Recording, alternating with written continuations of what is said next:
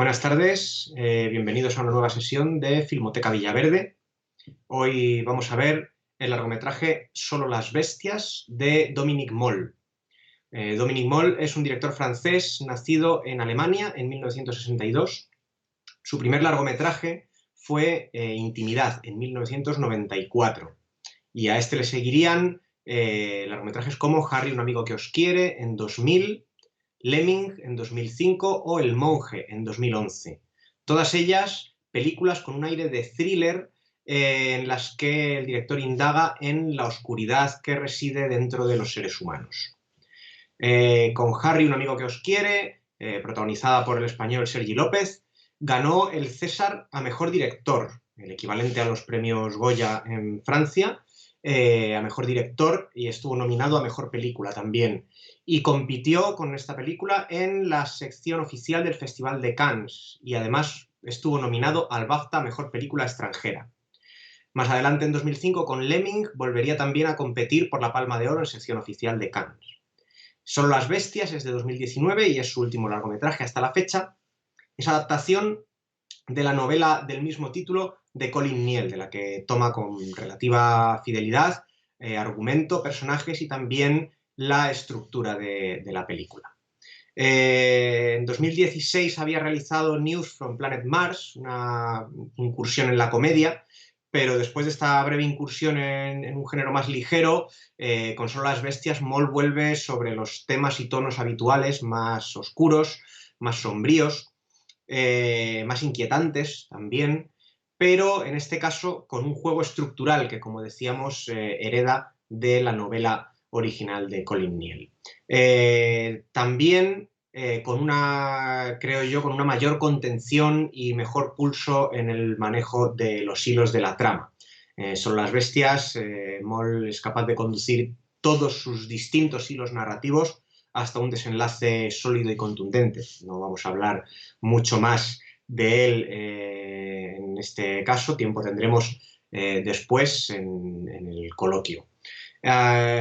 Poco más que contar ahora en la presentación, ya digo, tiempo habrá luego para ahondar en todos estos temas. Es una película que comienza con un misterio, pero que luego va a irse por distintos derroteros sobre los que creo que es mejor pues tampoco ponerles a ustedes sobre la pista antes de tiempo. Así pues, disfruten de la película.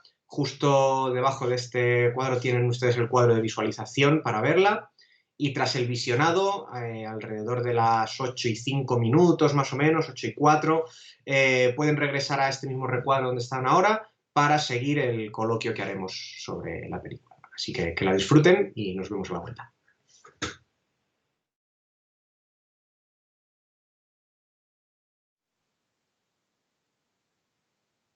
Bueno, pues bienvenidos de nuevo, espero que hayan disfrutado de la película.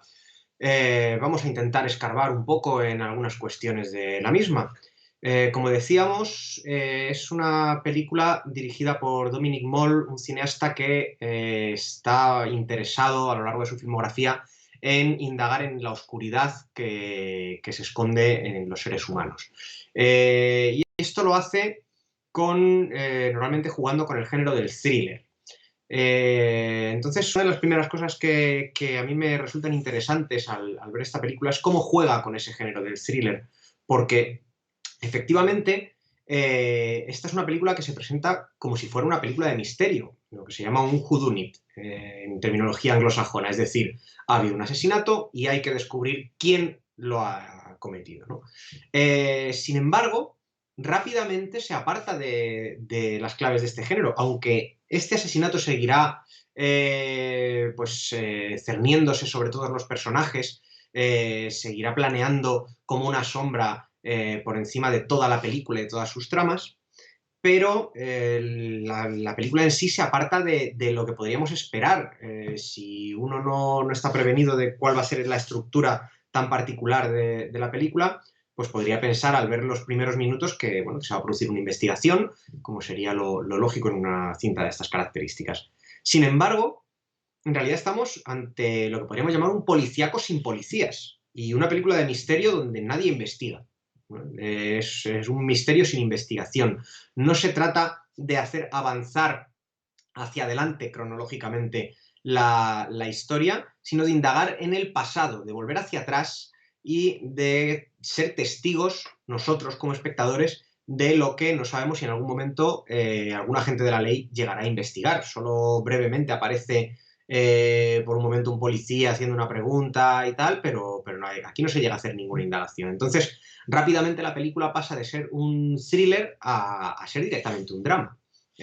A ser una película que se centra en estas miserias y estas relaciones entre los personajes. Y esto lo hace con esta estructura particular que ya avanzábamos en la presentación. Es una película que en realidad parece un juego de muñecas rusas que se van desplegando hacia afuera. Porque tenemos estos capítulos en los que cada vez vamos abriendo más el foco. ¿Vale? Digo desplegando hacia afuera muy conscientemente y no yendo hacia adentro. No buscamos un meollo del asunto, sino que al revés empezamos en un entorno incluso geográfico muy restringido y poco a poco se va abriendo, se va abriendo, se va abriendo y cada vez tenemos más espacio, tenemos más personajes y tenemos una imagen, digamos, más amplia, una panorámica de la historia mucho más amplia. Decía geográficamente, empezamos en un entorno rural muy cerrado, muy pequeñito, y luego vamos a ver más de ese pueblo y de esa zona, vamos a ver, pues conoceremos el camping y demás, pero también conoceremos la ciudad, también iremos a entorno urbano y finalmente acabaremos incluso saliendo de Francia, saliendo incluso del continente europeo para ir a Costa de Marfil, ¿no? Entonces, como decía, cada vez se va ampliando la fotografía. Y esto en esta estructura hay una cuestión muy interesante que no es solo la división en capítulos como tal, sino el modo de oscilar el punto de vista de la película. Porque cada capítulo tiene el nombre de un personaje y no es azaroso. Cada capítulo nosotros seguimos más o menos fielmente el punto de vista de ese personaje del que se nos va a hablar. Entonces, esto consigue varios objetivos a la vez que son distintos, pero que además confluyen e interactúan. Uno es la dosificación de la información. En este halo de misterio que decíamos, que aunque no llega a ser un policíaco al uso, ese asesinato siempre está ahí detrás y el espectador quiere saber más, ¿no? de qué ha ocurrido y por qué, pues el ir cambiando de puntos de vista se nos va permitiendo conocer más poco a poco y conocer cosas que al principio pues no les dábamos importancia, ¿no? Hay muchos detalles pequeñitos que una pequeña conversación telefónica de la que apenas oímos una parte y que parece algo intrascendente, por ejemplo, y luego se va a revelar como una conversación telefónica mucho más importante de lo que creíamos, pero lo vamos a saber después cuando pase el punto de vista del personaje de Alice al personaje de Michelle, de su marido, ¿no? Entonces, así se nos va dosificando esa información para que no sepamos todo de golpe y para que sepamos en cada momento lo que el cineasta y guionista quiere que sepamos para llevarnos de la mano y mantener la tensión, mantener la intriga en todo momento. Pero también hay otra cuestión que va en paralelo a esta dosificación de la información y que también se produce por la alternancia de puntos de vista, y es el cambio en la empatía del espectador. Me parece muy interesante el modo en que nosotros empezamos, quizá a ustedes les haya pasado como a mí, o quizá no, pero tengo la sensación de que uno empieza la película, bueno, pues primero sospechando de todos y de nadie, luego hay una sospecha que recae sobre Joseph, al mismo tiempo que la policía le pregunta, al mismo tiempo que nosotros vemos que encuentra el cadáver. La película es muy parca, es muy escueta en algunas informaciones, y eso está muy bien. Vemos que encuentra el cadáver y todavía no descartamos inmediatamente que lo haya colocado él allí. Por el modo en el que está filmada y orquestada la escena, él podría estar encontrando un cadáver que él sabe que está ahí, que sencillamente pues, la nieve lo ha desenterrado y ahora le toca moverlo de sitio. Pasan bastantes minutos hasta que nosotros sabemos que podemos descartar a Joseph como sospechoso, ¿no? Pero además es que de repente empezamos a empatizar más con un personaje con el que no habíamos empatizado. Habíamos empezado empatizando con Alice, y luego pasamos a empatizar con Joseph, y luego se nos cuestiona esta empatía. Es una persona capaz de cometer un acto muy violento con su propio perro, y eso nos vuelve a dar un golpe de empatía, pero rápidamente después de eso vendrá el desenlace de su historia y pasaremos a conocer a Evelyn Ducat, a la asesinada, y a Marion. Y de nuevo nuestra empatía oscilará hacia otro lado. Y entonces la película nos mantiene constantemente no sabiendo de parte de quién debemos estar, ¿no? Y eso no nos guía tampoco, no nos obliga a ponernos de parte de los personajes, porque en realidad, si ustedes lo piensan, no en cada capítulo uno está deseando que le salgan bien las cosas a cada protagonista. El capítulo en el que conocemos la historia de Michelle, no nos ponemos de parte de Michelle, sino casi de Armand, ¿no? De este joven que le quiere estafar. Entonces, bueno, pues este juego de puntos de vista viene muy bien para mantenernos también con esa cierta intriga, pero sobre todo para que nos cuestionemos pues qué es lo que está bien y qué es lo que está mal, que es una de las cosas que le interesan a Dominic Moll a lo largo de su filmografía, ¿no? Este bien y estas nociones del bien y el mal, esta oscuridad, este por qué el ser humano es capaz de cometer ciertos actos, ¿no? Entonces, todo esto a su vez se relaciona con una cosa que también me parece interesante, que es el marco temporal de la película, ¿no? Parecería cuando empieza que nosotros vamos a seguir avanzando y, como decíamos, que veremos seguramente una investigación, que iremos hacia adelante con estos personajes para llevarlos hasta un desenlace. Y en realidad el desenlace prácticamente ya lo hemos visto. Y si no lo hemos visto, lo vemos muy rápido. Temporalmente, último, una de las últimas cosas que pasan en la película es el suicidio de Joseph, ¿no? Y eso pasa antes de que nadie pueda ponerse a indagar o a investigar sobre el asesinato de Evelyn Ducat. Rápidamente de ahí nos vamos hacia atrás, en el siguiente relato. Y así, cada relato va a retroceder a un punto previo al relato anterior. Y va a avanzar un poquito y se va a llegar a superponer al relato anterior también.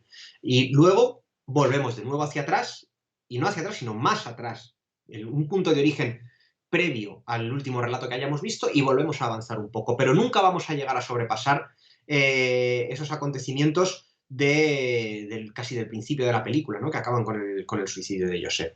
Entonces, esta superposición de historias hace que en realidad el relato se desarrolla a lo largo de muy poco tiempo. Estamos viendo algo que es en cuestión de días, salvo quizá la historia de Michelle con Armand, toda esta seducción y estafa de Armand hacia Michelle, que quizá pues tenga lugar a lo largo de semanas o incluso meses, ¿no? Pero el resto, la parte, el núcleo de la película, ¿no? Lo que tiene que ver con los hechos que conducen directamente en esta zona rural a la muerte de Evelyn Ducat, es muy breve. Lo que pasa es que estamos viéndolo varias veces, ¿no? Estamos repitiendo una y otra vez, alternando el punto de vista, casi como en Rashomon, esta película de Akira Kurosawa, en la que se muestra un hecho, el mismo hecho varias veces, pero al cambiar el punto de vista también cambia nuestra posición como espectadores, lo que nosotros pensamos, lo que nosotros sabemos y por tanto el modo de recibir y de procesar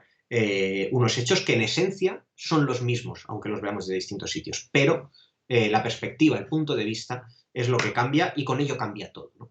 Entonces, bueno, esta película es un gran juego también sobre el punto de vista.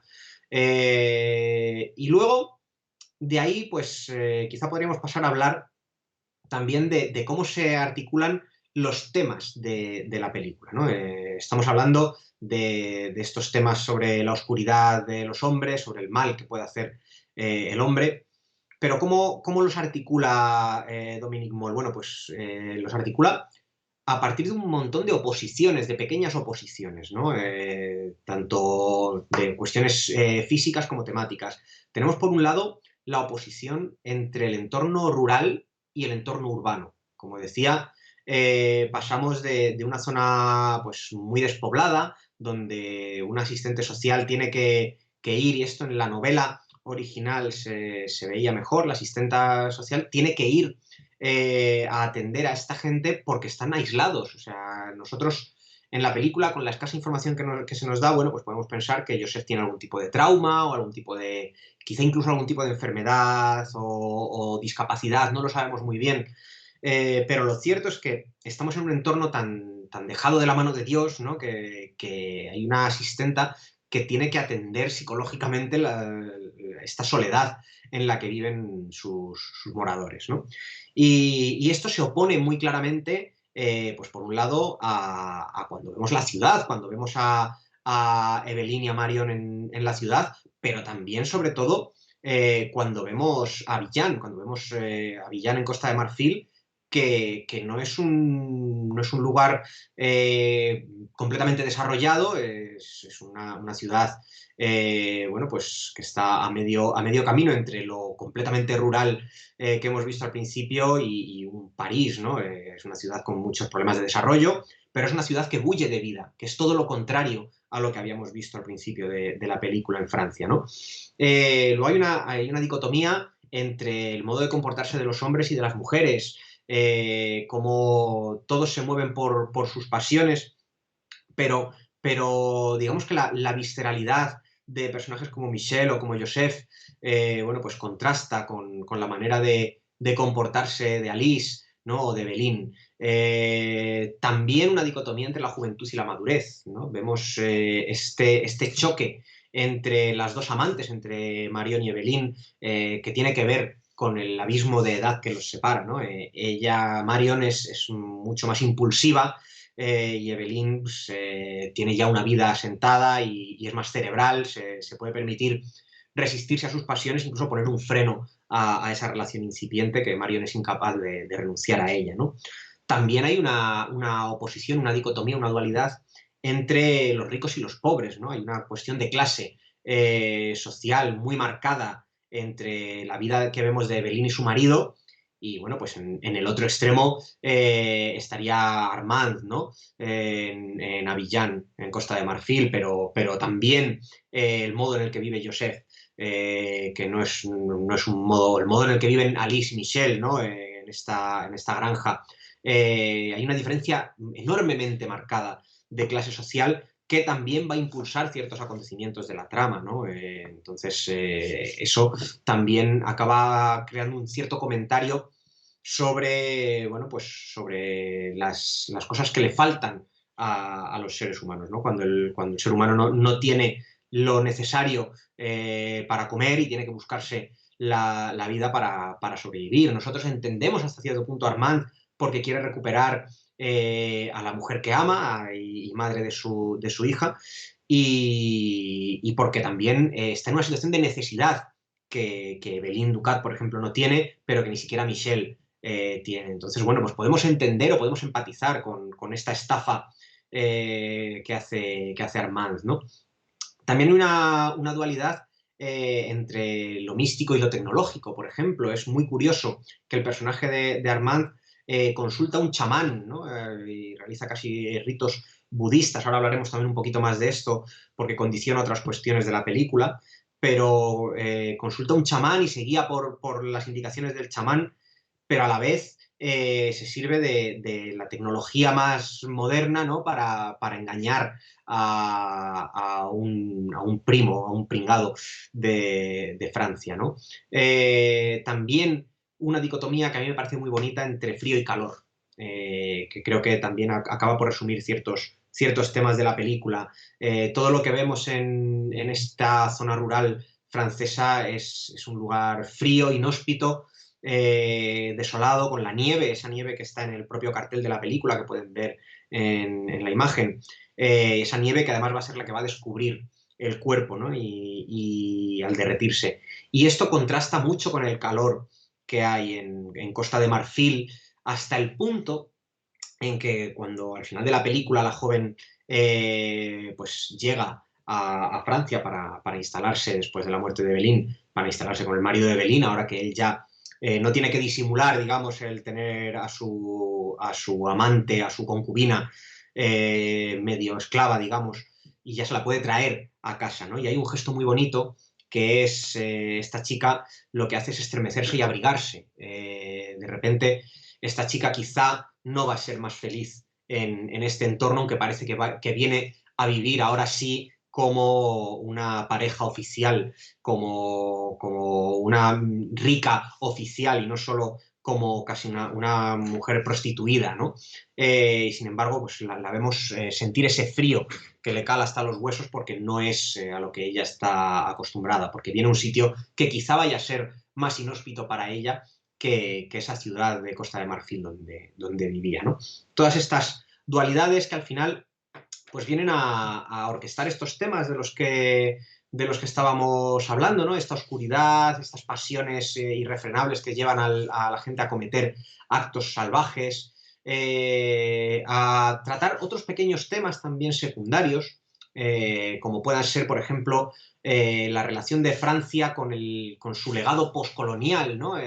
Costa de Marfil fue colonia francesa y de alguna manera aquí lo que hay también de fondo es un tema de hasta qué punto Francia es responsable de la pobreza que hay ahora mismo en Costa de Marfil, ¿no? Nosotros también entendemos en parte a Armand porque Armand representa a esos ciudadanos de Costa de Marfil que han sido abandonados a su suerte después de haber vivido una ocupación, ¿no? Y que entonces si ahora se aprovechan de sus antiguos colonizadores, pues también entendemos que de alguna manera no está tan mal, ¿no?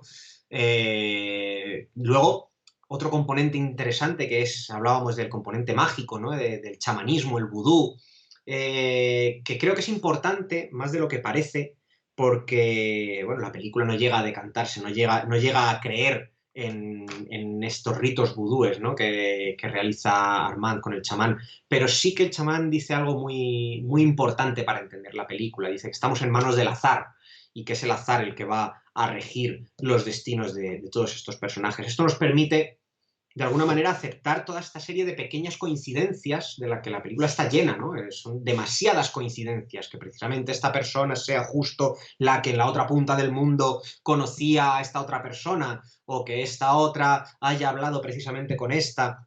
Toda la película está llena de muy pequeñas coincidencias que solo podemos aceptar como verosímiles si entendemos que está jugando bajo esta noción del destino, ¿no? de la tragedia casi en términos teatrales clásicos, en la que hay una predestinación para que todo esto, todos estos hechos se alineen, todas estas casualidades en realidad estén siendo factores que influyen en un destino que es irreversible, que no se puede evitar, ¿no? Que es la muerte de Evelyn.